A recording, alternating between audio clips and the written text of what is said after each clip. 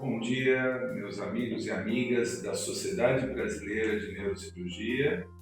Temos o prazer hoje de termos aqui em nossos estúdios da Sociedade Brasileira o professor Manuel Jacobsen Teixeira, um ícone da neurocirurgia funcional, que contribuiu de sobremaneira para a formação de muitos neurocirurgiões funcionais nesse país, médicos acadêmicos, pesquisas de alta tecnologia, e pôde, através dos seus conhecimentos e dos seus pupilos, difundir o tratamento entre as populações mais carentes desse país, de dor, de funcionais, até a população dos estados e das metrópoles estaduais mais. Então, muito obrigado, professor Manuel, pela presença. É uma honra muito grande ser seu aluno e vamos bater um papo para que os jovens conheçam e fiquem com a memória de todos os seus feitos que são importantes para a nossa sociedade. Professor, eu gostaria que o senhor iniciasse como é que foi para o senhor toda essa jornada de trabalho contínuo. Eu me lembro que eu ajudei o senhor durante o período da minha vida, nós tínhamos uma energia incrível, né? Sem cansaço. Era uma coisa que hoje eu percebo, muitos parece que tem um cansaço crônico, né? Eu lembro que a gente atendia consultório,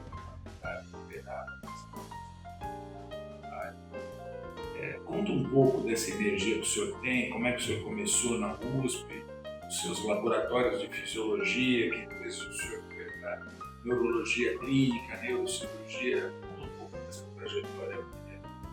Bom, eu agradeço a oportunidade de estar presente aqui na Sociedade Brasileira de Neurocirurgia, especialmente o Dr. Paulo Henrique Aguiar, que foi o nosso aluno da Faculdade de Medicina, um aluno brilhante, foi um residente brilhante, contribuiu muito para com que a nossa neurocirurgia brasileira tivesse a dimensão que tem nos dias de hoje, e agradeço a atenção de todos vocês, meus colegas, residentes, alunos de pós-graduação, alunos em formação e os meus amigos que também me ajudaram muito dentro da trajetória que eu tive e também que ajudaram o Dr. Paulo Henrique Aguiar, que aliás é professor Paulo Henrique Aguiar, porque ele é professor livre-docente pela Faculdade de Medicina da Universidade de São Paulo.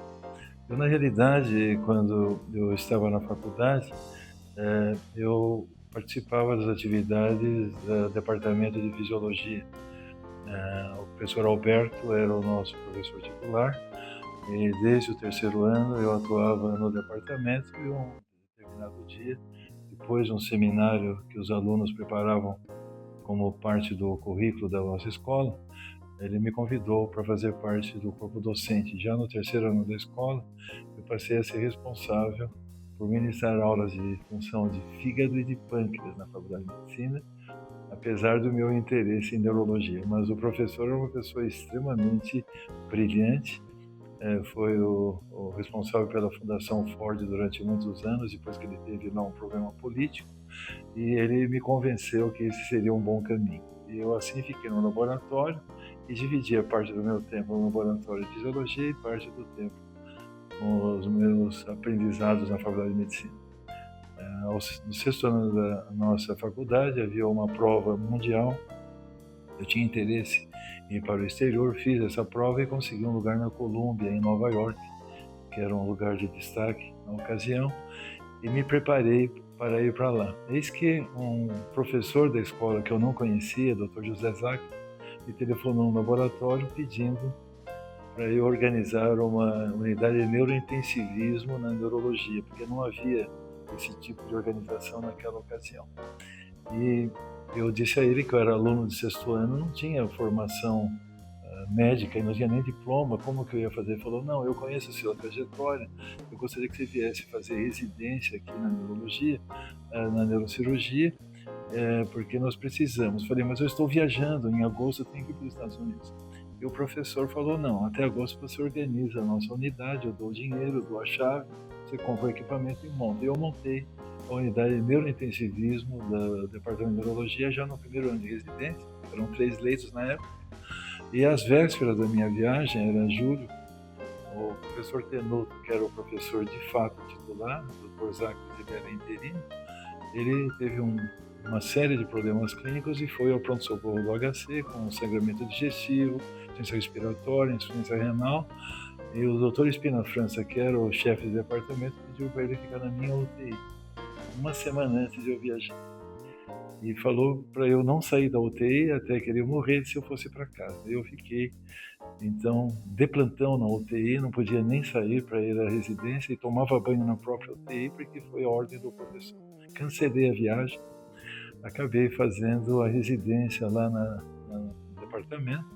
Fiz o primeiro ano, o segundo ano e na Colômbia eram 5 anos. Eu fui lá na casa que administrava a residência, quando terminou o segundo ano, falei, olha, eu estava indo dos Estados Unidos, eu fiquei a propósito de assistir um professor, eu gostaria de fazer 5 anos de residência. Ele falou, não existe 5 anos de residência. Eu falei, mas eu vou fazer porque foi combinado que eu faria. Então eu passei a fazer o 3º ano de residência. Eu fui residente-chefe no Hospital das Clínicas de todas as residências que eram mais velhas. Terminou o 3º ano, fui de novo lá, falei, tem que fazer o 4º ano. Fiz o 4º ano, fiz o 5º ano, fui o primeiro quintoanista da América Latina a fazer residência de neurocirurgia, porque foi um contrato que eu fiz com o hospital. E terminando o 5º ano, sem terminar, faltavam 3 meses, eu tive o convite para ir para a Escócia. Fui para a Escócia, fiquei um tempo longo lá, na Alemanha, na Suíça, e voltei para o Brasil a convite do Dr. Gilberto, em São Paulo, e do Dr. Forjaz, de Ribeirão Preto, que era o professor titular de lá. Ambos estiveram em minha casa, onde eu morava, pedindo para voltar. Acabei sendo admitido no Hospital das Clínicas, fiz os concursos que eram obrigatórios, iniciei minhas atividades como neurocirurgião, como plantonista do pronto-socorro do Hospital das Clínicas, os plantões de quinta à noite, sexta de dia, durante alguns anos. 5 anos depois, o Dr. Zaclis faleceu, daí houve um concurso interno, eu fui admitido para ser auxiliar de ensino no Departamento de Neurologia. Auxiliar de ensino é aquele que faz o mestrado. A seguir, preparei o meu doutorado e procurei seguir a carreira universitária em paralelo com o trabalho que nós desenvolvíamos na área de neurocirurgia. Mas para fazer toda essa trajetória, nós tivemos uma série de degraus para chegar até lá. Uma delas era reorganizar a neurocirurgia no hospital. Na época em que eu era residente, o cirurgião operava hipófise, operava aneurisma, coluna, operava infantil, fazia trauma, fazia tudo. E o Dr. Gilberto, que foi o professor que assumiu no lugar do Dr. Zaclis, ele tinha o conceito de que nós íamos fazer uma especialidade dentro da especialidade. E começamos a partilhar as atividades do neurocirurgião. Primeiro, adulto e criança e trauma, eram 3 áreas. Depois, nos adultos, havia pessoas mais categorizadas para fazer coluna, nervo periférico, pessoas que tinham mais apego por neoplasias, por tumores malignos, alguns tumores benignos, cirurgia neurovascular e assim por diante. Então houve uma divisão, um espalhamento, e cada vez que se montava um grupo, o Dr. Gilberto me chamava e falava, vai lá e organiza o trabalho. Então, no início, eu trabalhei com cirurgia vascular durante um tempo, depois alguém assumiu. A seguir, eu fui fazer cirurgia de hipófise, depois alguém assumiu. Oncologia, montamos um grupo de neuro-oncologia, alguém assumiu. E eu fiquei cuidando da UTI até 1985, 86. Daí eu passei também o bastão e passei cada vez mais a me dedicar à cirurgia funcional. Quando eu era residente no 2º ano, havia um problema que afligiu o mundo inteiro, inclusive aqui no Brasil, que era o problema da dor. A dor não era entendida, não era disciplina, não era ensinada nas escolas. E eu tinha interesse em ajudar. Eu me lembro que eu comecei a fazer simpatectomia, céu aberto para distrofia simpático-reflexa, alguns procedimentos percutâneos, inclusive para trigêmeo lá na nossa Hospital das Clínicas. E com isso foi uma área que se expandiu, só que não tinha clínico. Quem fazia dor tinha que fazer tudo, tinha que atender o doente, fazer o diagnóstico, reabilitar o doente, operar e cuidar dos doentes.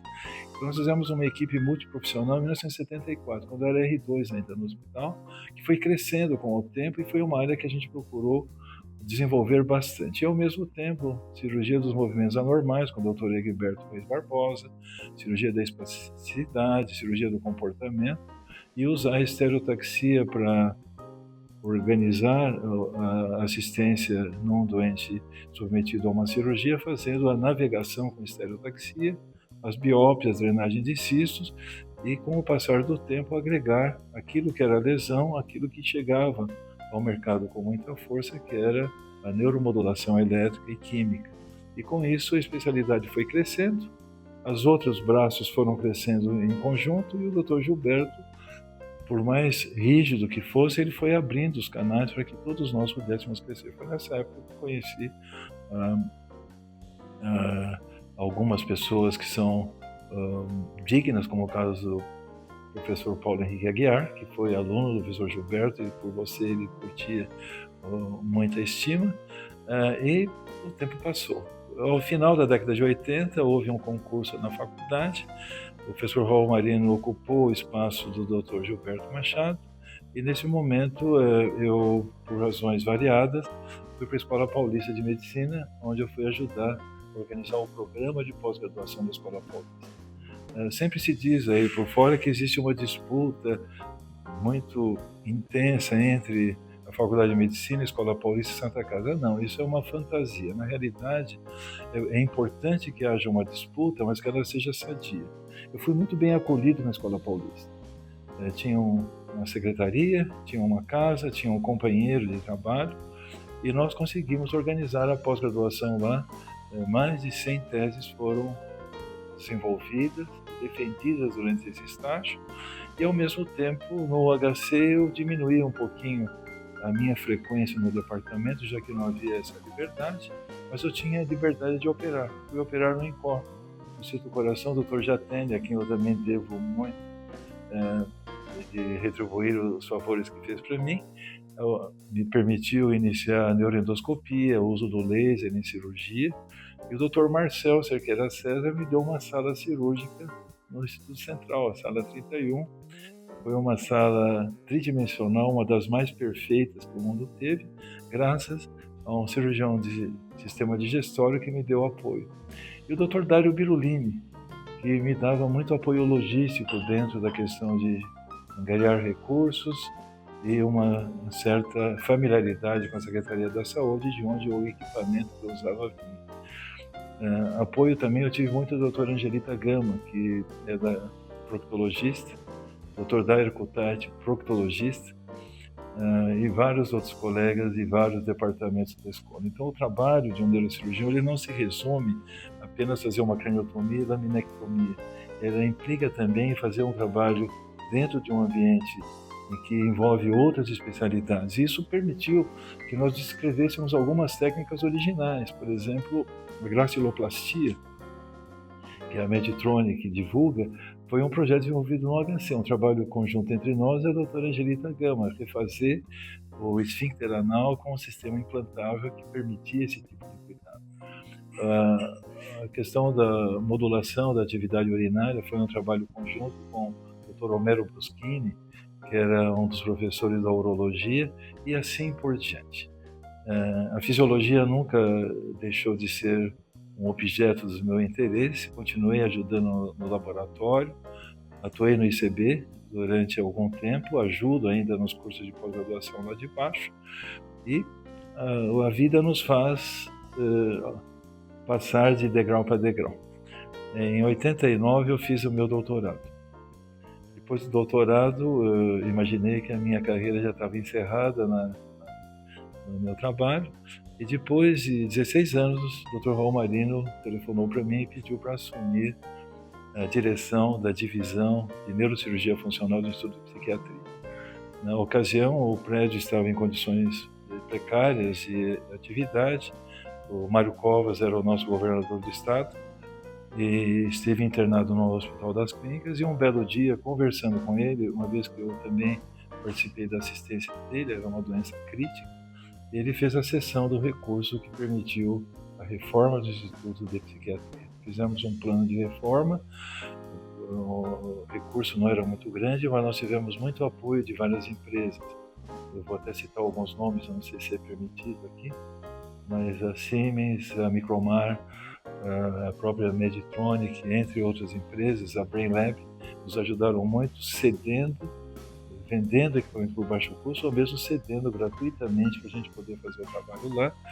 E ficou um centro avançadíssimo, tanto é que era considerado o melhor centro de treinamento da América em cirurgia funcional, e isso funcionou por muito tempo. Pudemos dividir mais a cirurgia funcional em várias sub-áreas e formamos uma equipe forte, as publicações aumentaram, e quando chegou em 2005, 2006, o professor Milberto, que era o nosso professor chefe do departamento, Milberto Scaff, me chamou e falou: você vai fazer a livre docência. E eu falei a ele: eu vou fazer se o Dr. Raul me convidar, porque ele é o professor. E numa reunião que nós tivemos, uma reunião de fim de semana, no Alberto Einstein, numa reunião acho da própria sociedade, o Dr. Raul Marino me chamou e falou: eu quero que você faça a livre docência. Fazer um ano para ele se apresentar. Daí eu fiz a livre docência, consegui uma nota bastante boa e estava tudo pronto. Não ia fazer mais nada, encerraria minha carreira universitária aí.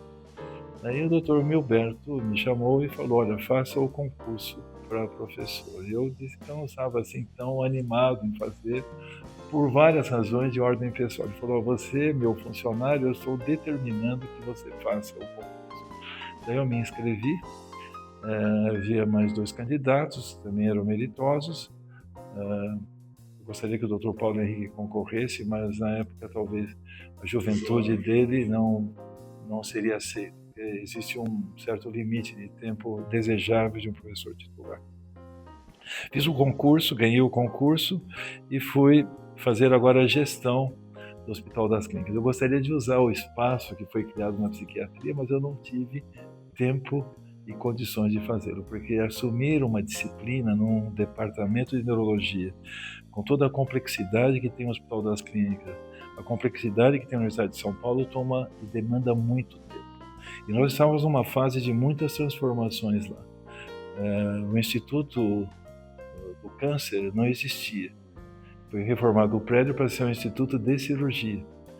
Custou muito tempo para fazer o planejamento lá. Planejamento não é somente comprar uma mesa cirúrgica e um foco, mas é quantos queres, quantas pessoas, qual vai ser a demanda, qual vai ser o custo, qual vai ser a deterioração do equipamento e o custo operacional. Isso dá um enorme trabalho. Trabalhamos 1 ano para fazer isso, era dezembro de 2008, eu creio. O Dr. Jatene foi jantar na casa do José Serra, que era o governador, e deu uma sugestão para ele: por que você não transforma aquele prédio no Instituto do Câncer? Porque no Brasil não existe hospital público de câncer. Existe o INCA no Rio, mas ele não tem a desenvoltura que teria o Hospital das Clínicas. E de um dia para o outro mudou tudo, começamos tudo de novo. Preparar todo esse trabalho, isso deu um outro tipo de trabalho, foi inaugurado lá. E ao mesmo tempo, o Instituto da Criança, ele tinha um hospital do câncer que precisava ser feito. Eu com o Dr. Vicente Odoni, eu tinha algum tipo de amizade com o Dr. Paulo Salim Maluf, que era o nosso prefeito na época, e nós fomos lá conversar com o prefeito aqui no Palácio das Indústrias. Ele me atendeu com muita cortesia, como aliás sempre eu fiz, expus a questão nossa e solicitei a ele que o terreno do Oncocentro, um pedaço dele, pudesse ser cedido para o Hospital das Clínicas. O Hospital das Clínicas é uma autarquia, não é um hospital público. É uma coisa diferente do que a pessoa imagina. Então eu precisava de uma autorização. E ele falou: olha, em 30 dias vem aqui com algumas pessoas, vou fazer um coquetel, eu vou fazer a cessão do terreno, porque o projeto é bom. Aprovou, construiu o Itaci, e esse Itaci ajudou muito a oncologia pediátrica, mas durante a minha gestão agora como professor precisava de uma reforma, e foi feita a reforma. O Vicente Odoni conseguiu, e nós ajudamos no planejamento do ICEP. E planejar dá muito trabalho. O Luci Montoro surgiu. Nós fizemos parte da idealização e parte do conselho do Luci Montoro. Foi um outro trabalho enorme. eu tinha algum vínculo aí com a universidade japonesa e me convidaram para vários eventos. E esses eventos me chamaram a atenção para um outro problema, da qual o professor de neurocirurgia tem que participar, introduzir tecnologias novas no país. Nós tínhamos contribuído com a estereotaxia, o custo era alto, fizemos um aparelho de estereotaxia nacional a baixo custo, sistemas de radiofrequência, radiocirurgia brasileira, não tínhamos computação gráfica no país para nenhum tipo de condição. Conseguimos, trazendo uma determinada pessoa do exterior que nos ajudou demais nesse projeto, ela passou a ser utilizada em tudo quanto é lugar, tem um computador pessoal, vamos fazer computação gráfica para pâncreas, para fígado, para próstata, para sistema nervoso central, não só para cirurgia funcional, mas para operar tumores, e a neuronavegação. A neuronavegação foi desenvolvida no Brasil em 1995, junto com as empresas internacionais, que competiam com o que se fazia aqui, e a gente precisava agora de fazer um upgrade, braquiterapia, foi feito todo um arsenal para isso, nós começamos a fazer, mas precisava de um tema muito importante para ser desenvolvido no Brasil, que era o acelerador de partículas pesadas. Então, o custo operacional era 200 milhões de dólares e a Universidade de São Paulo contribuiu com isso. O reitor de umas gestões anteriores comprou um terreno junto ao hospital universitário para fazer os túneis para passar as partículas e havia lá alguns boxes para o uso em medicina. Num trabalho paralelo ao que o Departamento de Naval estava fazendo o submarino atômico, também deu lá uma contribuição para esse projeto sair. Mas o projeto era muito caro, o recurso não dava e nós precisávamos de algum modo dar uma solução. Daí eu fui nessas idas e vindas para o Japão, um projeto da Toshiba. De 200 milhões passou para 80 milhões.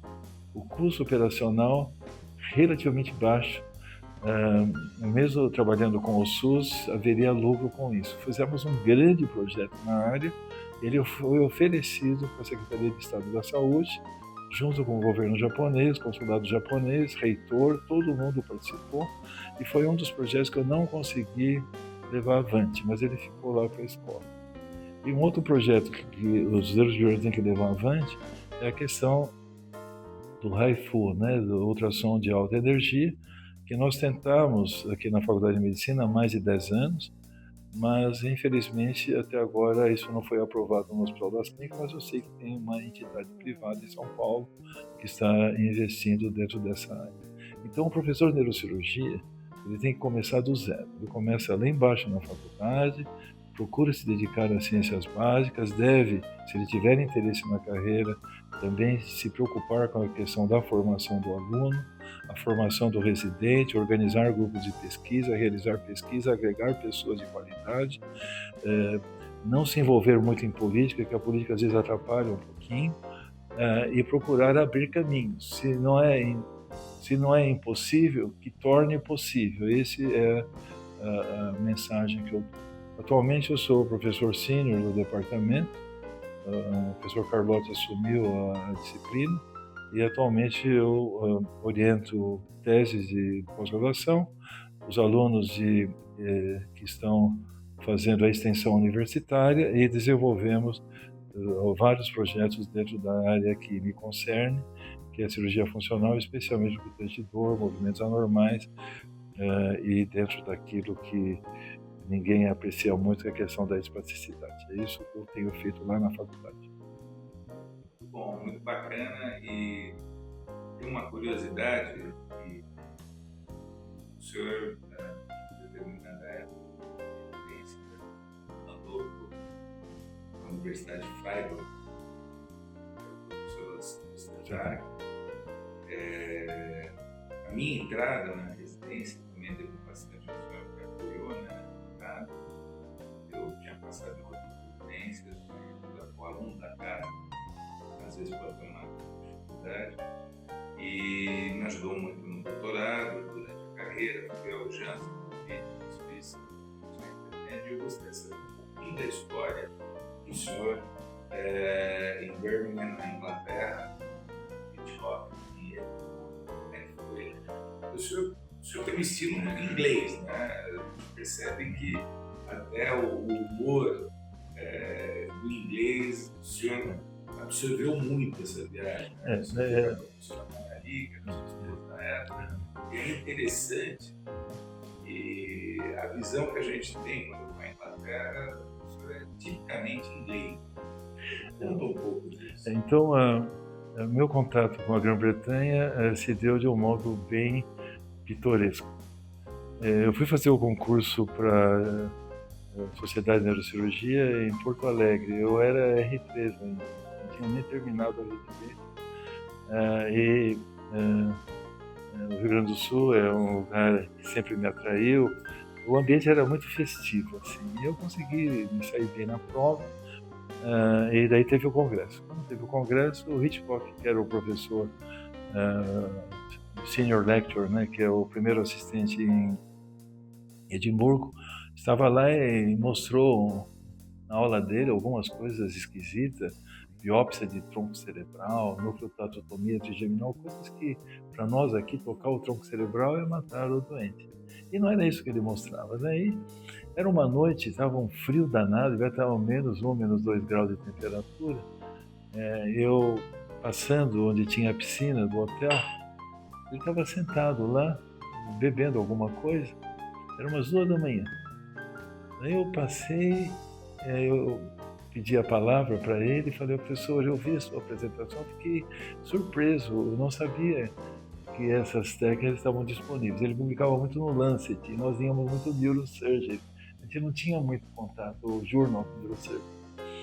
Ele falou assim, eu tenho interesse um dia, se eu pudesse conhecer o senhor, onde o senhor trabalha, eu ficaria muito grato. Ele pegou um caderninho, anotou meu nome, falou: olha, dia 15 de dezembro de 1977, na minha sala. Ele estava alcoolizado, estava tão alcoolizado, quando eu fui dar a volta eu ouvi assim um barulho de alguém caindo na água. Ele pulou na piscina, que estava congelada, ele tinha uma dor no quadril, estava andando de bengala, nadou, voltou, a dor no quadril sumiu, ele foi para casa sem bengala, se despediu de mim e nunca mais tocou no assunto. Aí eu continuei minha vida e eu tinha interesse, agora como eu tinha ficado no Brasil, ir para São Francisco, tinha uma oportunidade, tinha outra oportunidade em Boston também, no Mass General. Havia um professor lá, o Switch, tinha me conhecido de algum modo,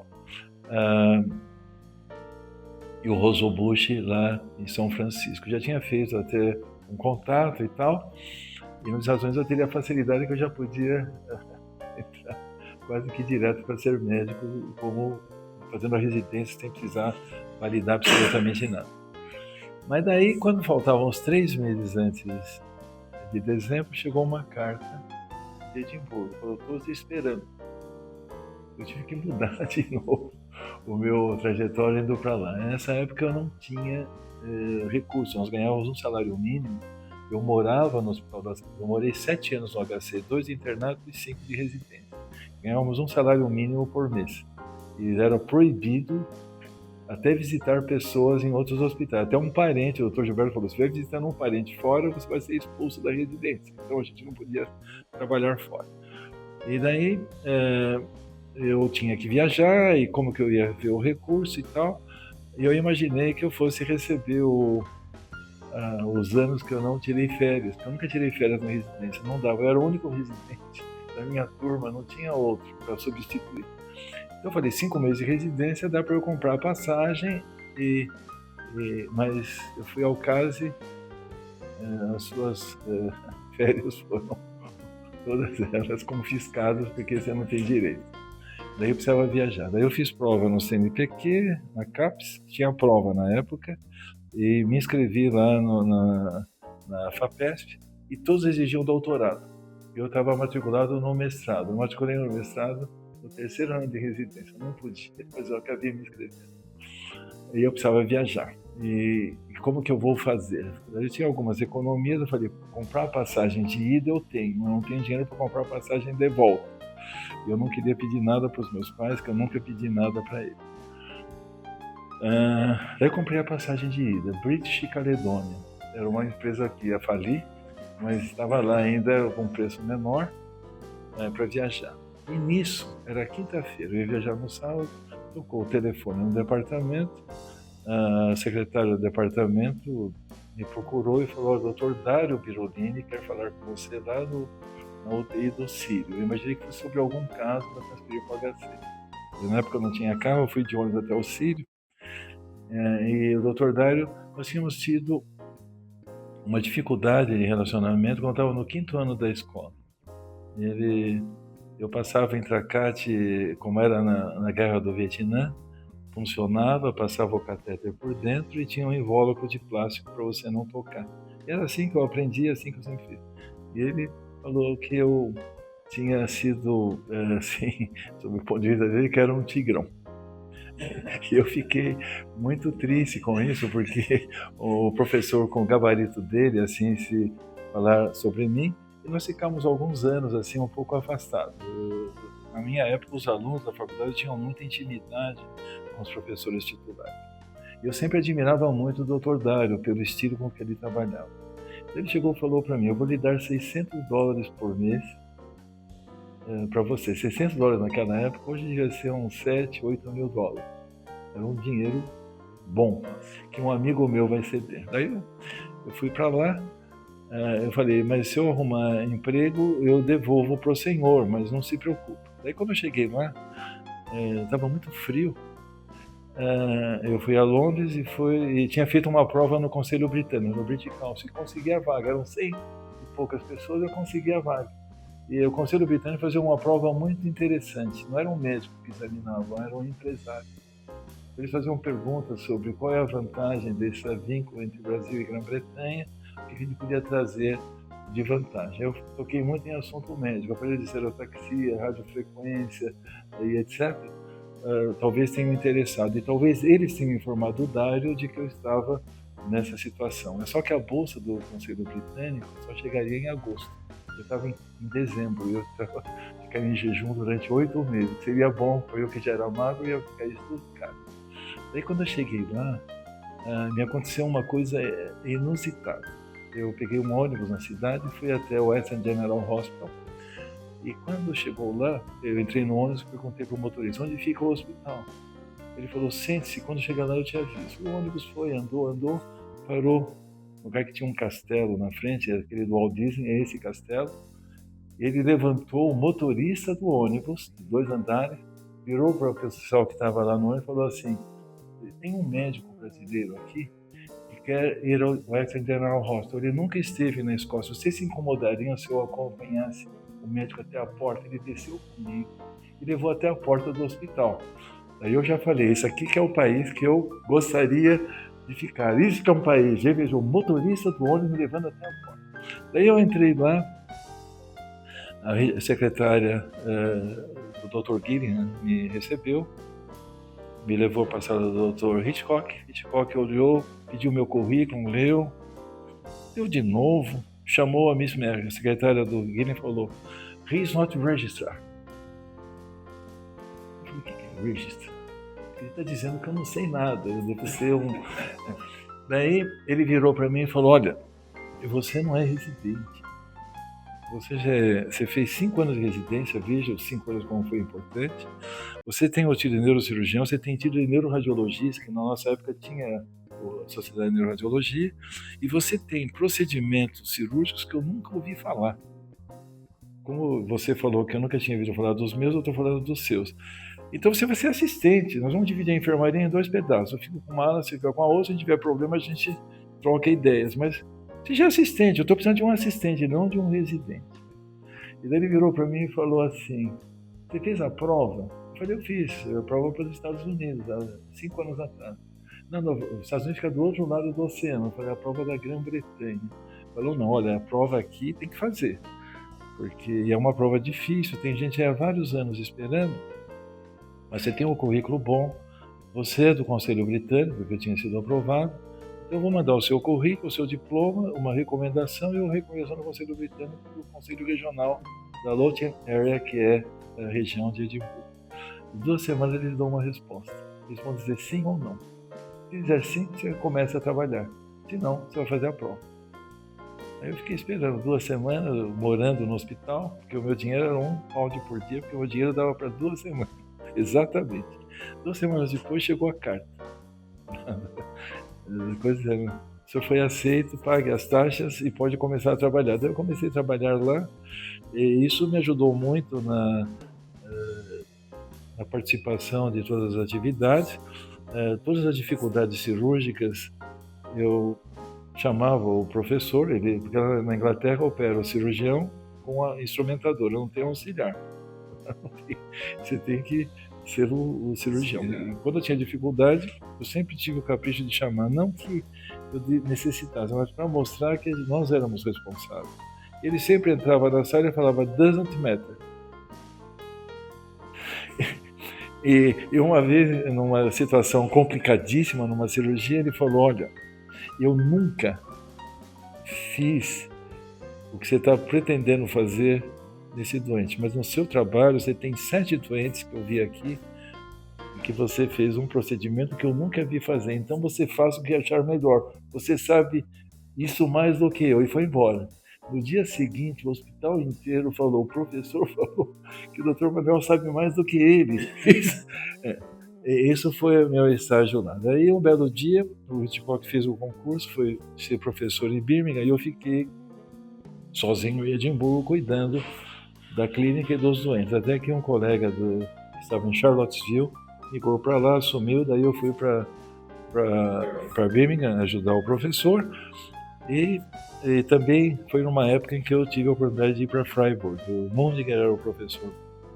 E a minha chegada a Freiburg também foi triunfal. Ficou até uma fábula que tinha lá. Porque eu cheguei num dia em que tinha uma nevasca, não tinha patologista.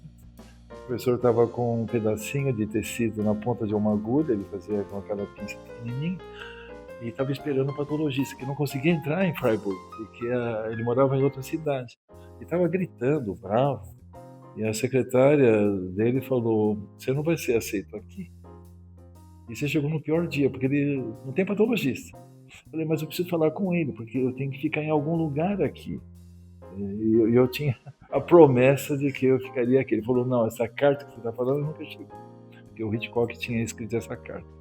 Ela falou, entra na sala, você é médico, você sabe como se comportar.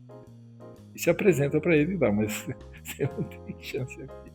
Ele olhou para mim, falou num alemão técnico, que eu entendia um pouquinho, para fazer a lâmina e subir uma escada circular que tinha no centro cirúrgico. Na verdade, em cima tinha um microscópio e tinha corante. Eu peguei o material, fiz um imprint. Lá na faculdade eu costumava fazer congelação, mas fiz um imprint que dá uma boa ideia.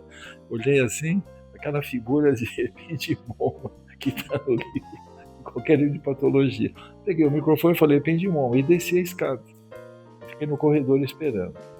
1 hora e pouco depois, a secretária pediu para eu entrar na sala. Ele falou, olha, muito obrigado por ter me ajudado. O patologista acabou chegando, e de fato e você vai ser VIP aqui. Eu vou pagar as despesas, como aliás pagou, vai me acompanhar nas visitas e vai me ajudar na cirurgia. Coisa que eu não permito que os outros façam. E me tratou muito bem, a ponto de... Quando a esposa, não sei se ele gostava da esposa, imagino que sim. Às vezes eu dirigia o carro para levá-la a algum lugar quando ela vinha ao hospital e não tinha condições de transporte.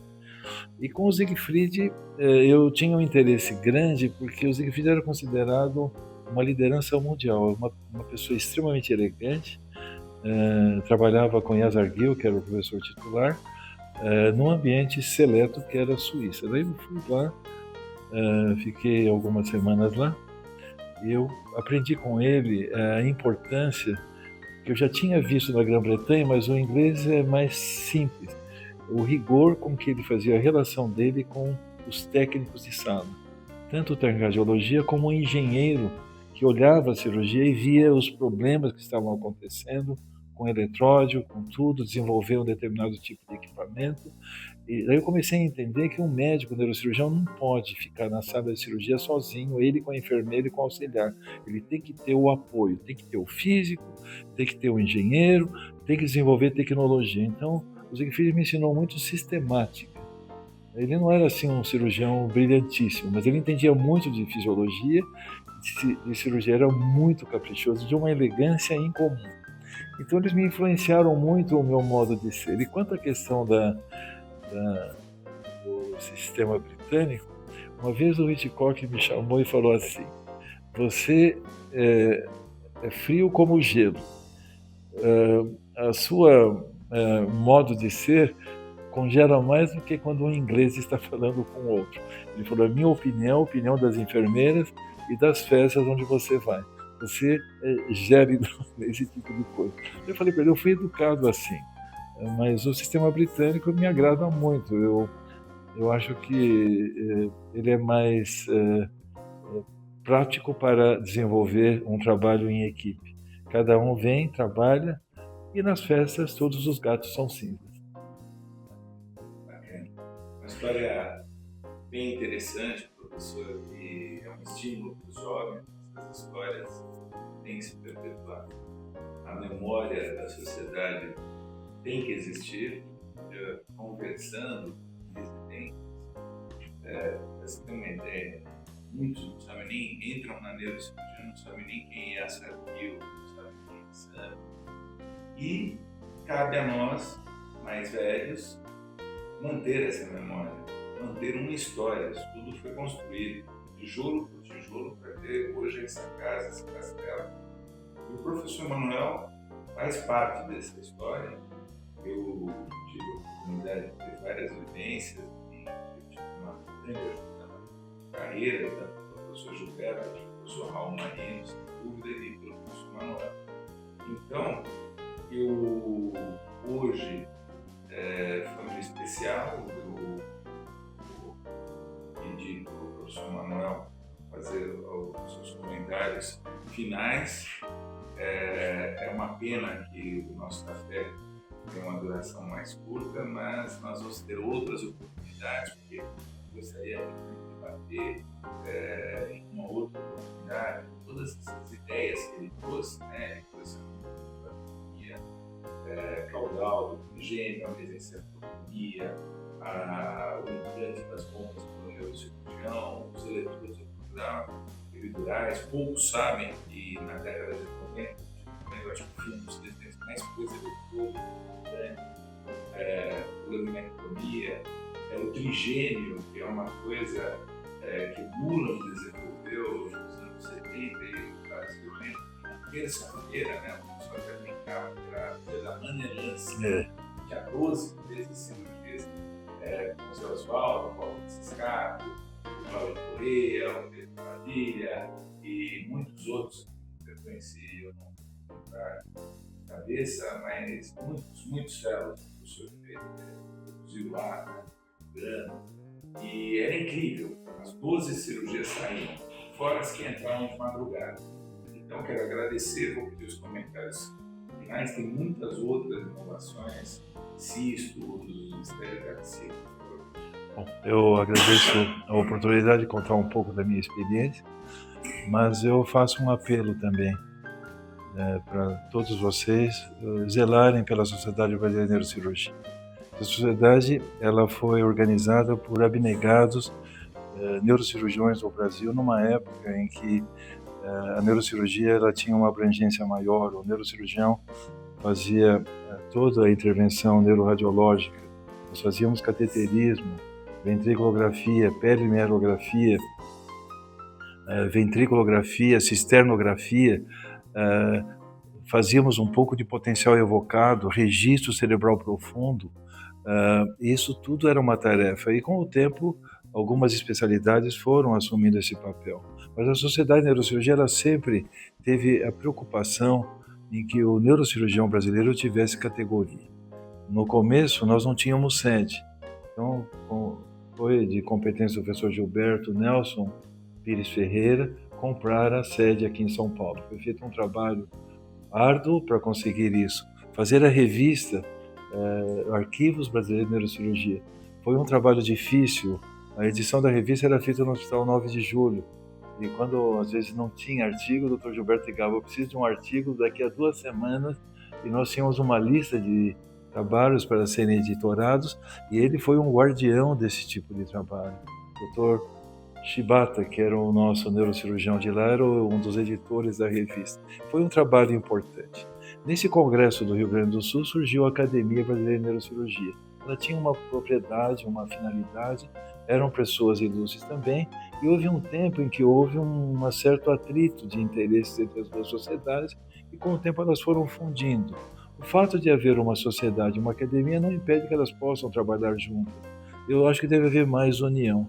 Mas a grande questão que eu coloco no momento é que eu vejo muitos neurocirurgiões que se formam na residência e não se filiam à Sociedade Brasileira de Neurocirurgia.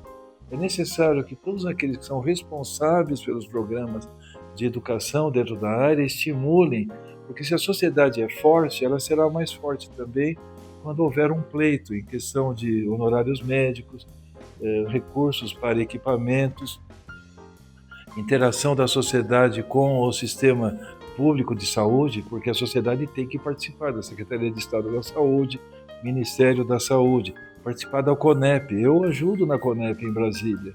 Eu ajudei quantos ministérios da saúde nós fomos chamados e pudemos, de algum modo, sugerir algumas ideias e algumas foram acatadas e nos ajudaram. Aqui no governo do Estado, me lembro da época do Franco Montoro, quantas vezes nós tivemos o apoio da Secretaria de Estado da Ciência e Tecnologia. Se nós temos neuromoduladores no Brasil elétricos, se deve muito ao Dr. Koch, que era o nosso secretário de Ciência e Tecnologia, que o Dr. Franco Montoro me apresentou e fez muito por nós.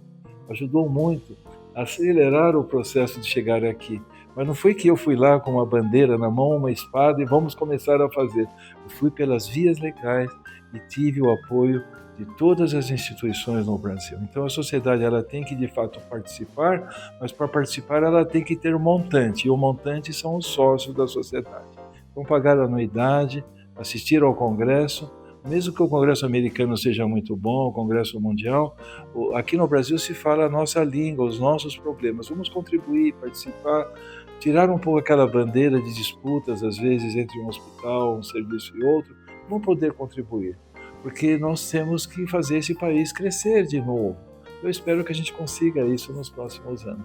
E tendo o Dr. Paulo Henrique Aguiar é muito apegado, e quando ele tem um objetivo, ele não cede nada. Isso é uma característica dele, desde que eu conheci como aluno da Faculdade de Medicina.